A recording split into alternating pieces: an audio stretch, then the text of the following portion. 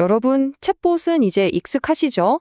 근데 오늘 우리가 이야기할 건 그걸 훨씬 뛰어넘는 바로 제조업의 패권을 둘러싼 피지컬 AI 전쟁입니다. 이건 그냥 기술 경쟁이 아니에요. 완전히 다른 두 시스템이 정면으로 부딪히는 그런 이야기입니다. 자, 시간을 돌려서 2025년 CES 현장으로 한번 가보죠. 실리콘밸리가 피지컬 AI가 바로 넥스트 빅싱이다 이렇게 선언을 하니까 전 세계가 그야말로 열광의 도가니에 빠졌습니다. 뭐 늘 보던 풍경이죠. 그런데 말이죠, 좀 이상한 점이 하나 있었어요. 바로 AI 강국인 중국이 이 중요한 순간에 너무나도 조용했다는 겁니다. 다들 축배를 드는데 왜 베이징만은 침묵을 지켰을까요? 이상하지 않으세요? 답은 사실 간단했습니다. 중국한테 이 피지컬 AI는요, 새로운 경주의 시작이 아니었던 거예요. 오히려 지난 10년 동안 정말 치밀하게 준비해온 경주의 마지막 바퀴였던 거죠. 아니, 중국이 얼마나 앞서갔다는 거냐? 궁금하시죠? 증거를 한번 보실까요? 전 세계가 화면 속 챗봇에 와 하고 감탄하고 있을 때 저기 중국 공장에서는 유비테크의 워커 S라는 로봇이 이미 사람 옆에서 자동차를 뚝딱뚝딱 만들고 있었다는 겁니다. 도로 위는 더 기가 막힙니다. 바이두의 아폴로 고라는 완전 자율주행 택시 있잖아요. 이게 그 복잡하기로 유명한 베이징의 러시아어 도로를 무단횡단, 칼치기 이런 게 난무하는 곳을 인간 운전자보다 더 잘 다니면서 데이터를 차곡차곡 쌓고 있었던 거죠. 그리고 하늘은 또 어땠을까요? DJI의 드론이 날아다니면서 병든 작물이 있는 곳만 딱 찾아내서 농약을 뿌려주는 거예요. 그러니까 땅, 도로, 하늘 이 모든 걸 이미 장악하고 있었던 셈입니다. 자, 그럼 도대체 이 피지컬 AI라는 게 뭘까요? 아주 간단해요. AI라는 두뇌에다가 로봇이나 자동차, 드론 같은 몸을 붙여주는 겁니다. 그래서 이 AI가 가상세계가 아니라 바로 이 현실 세계에서 보고, 듣고, 움직이게 만드는 거죠. 진짜 혁명은 바로 여기에서 시작되는 겁니다. 그렇다면 중국은 도대체 지난 10년 동안 무슨 그림을 그린 걸까요? 이 거대한 계획 한번 들여다보겠습니다. 이게 꼭 잘 짜인 산막자리 연극 같아요. 모든 게 다 순서가 있었습니다. 2015년 1막이죠. 몸을 만들기 위해서 로봇 산업부터 막 키웁니다. 그리고 2017년 2막, 알파고 쇼크 이후에 AI라는 두뇌를 본격적으로 깨우기 시작하죠. 그리고 마침내 2024년 3막에서 이 몸과 두뇌를 합쳐서 영혼을 불어넣는 그 마지막 단계에 돌입한 겁니다.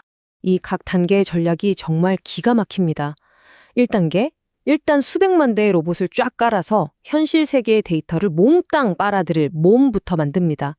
2단계, 그 유명한 알파고 쇼크를 계기로 삼아서 우리도 AI 해야 한다 하면서 국가적인 투자를 이끌어내 두뇌를 만들고요. 마지막 3단계, 이 둘을 딱 합쳐서 AI 전쟁의 주도권을 실리콘밸리가 아니라 자기들 안방인 중국의 공장으로 가져와 버린 겁니다. 판을 아예 바꿔버린 거죠. 이 엄청난 계획을 실제로 실행에 옮기는 선수들이 있겠죠? 바로 중국의 국가대표 기업들입니다. 정부가 이 기업들을 마치 용의 발톱처럼 이용해서 하늘, 도로, 공장, 각 영역을 하나씩 장악해 나간 겁니다. 이 회사들은 그냥 각자 알아서 하는 게 아니에요. 국가라는 거대한 체스판 위에서 자기 역할이 딱 정해져 있습니다. DJI가 하늘을 맡고 바이두가 도로를 맡아서 데이터를 싹 쓸어 모으고요. 유비테크는 공장을 접수합니다. 그리고 이 모든 것의 기술적인 심장, 그 핵심 두뇌 역할은 누가 하냐? 바로 화웨이가 맡은 거죠. 정말 완벽한 분업 시스템 아닙니까? 자, 이렇게 중국이 무섭게 치고 나오니까 미국이 가만히 있었을까요? 당연히 아니죠. 바로 반격에 나섭니다. 그리고 그들이 꺼내든 카드는 바로 반도체였습니다. 때는 2022년 10월. 미국이 그야말로 질식 작전에 들어갑니다. 중국으로 들어가는 고성능 AI 칩이랑 그걸 만드는 장비까지 수출을 싹 다 막아버린 거예요. 중국 AI의 두뇌로 가는 혈관을 아예 끊어버리겠다. 이런 의도였죠. 이런 미국의 강력한 압박 앞에서 중국에게 남은 선택지는 딱 두 개였습니다. 하나는 그냥 미국의 통제 아래 이류 기술 국가로 주저앉는 것. 다른 하나는 무슨 수를 써서라도 어떤 대가를 치르더라도 기술 독립을 이뤄내는 것. 중국의 선택은? 뭐 당연히 후자였죠. 바로 여기서 화웨이의 그 유명한 B 플러스 생태계 전략이 나옵니다. 이게 뭐냐면 성능이 100점짜리인 미국산 A 플러스 칩, 이거 좋죠. 근데 언제 끊길지 몰라 불안하잖아요. 차라리 성능은 한 80점짜리 B 플러스급이라도 우리가 처음부터 끝까지 다 만들어서 마음대로 쓸 수 있는 게 훨씬 낫다는 겁니다. 완벽함 대신에 통제 가능성을 선택한 거죠. 아주 중요한 포인트입니다. 하지만 이렇게 우리 갈 길 간다 하면서 버티는 중국에게도 아픈 구석이 있었습니다. 바로 아킬레스건이죠. 그 거대한 로봇의 몸을 움직이는 핵심 부품들이 문제였습니다. 중국 로봇을 한번 해보면요, 이 약점이 명확하게 보입니다. 로봇을 만드는데 드는 돈의 70%가, 놀라지 마세요, 70%가 바로 이 정밀 감속기나 서브 모터 같은 핵심 부품 값인데 이게 다 해외 수입품이라는 거예요. 쉽게 말해서 로봇의 근육이나 신경계 같은 가장 중요한 부분을 아직도 남의 손에 맡기고 있는 셈이죠. 게다가 이 아심차게 만든 국산 B 플러스 기술, 현장에서는 반응이 썩 좋지 않았습니다. 화웨이 칩이 너무 불안정하니까 한 중국 기업 임원이 이런 말까지 했대요. 아니, 우리가 왜 화웨이에 맞춰야 합니까? 화웨이가 우리한테 맞춰야죠. 기술 자립의 길이 얼마나 험난한지를 단적으로 보여주는 말이죠. 그리고 이 문제가 실제로 터진 사건이 있었습니다. 딥시크라는 AI 스타트업이 화웨이 칩으로 자기네 AI 모델을 한번 훈련시켜 본 거예요.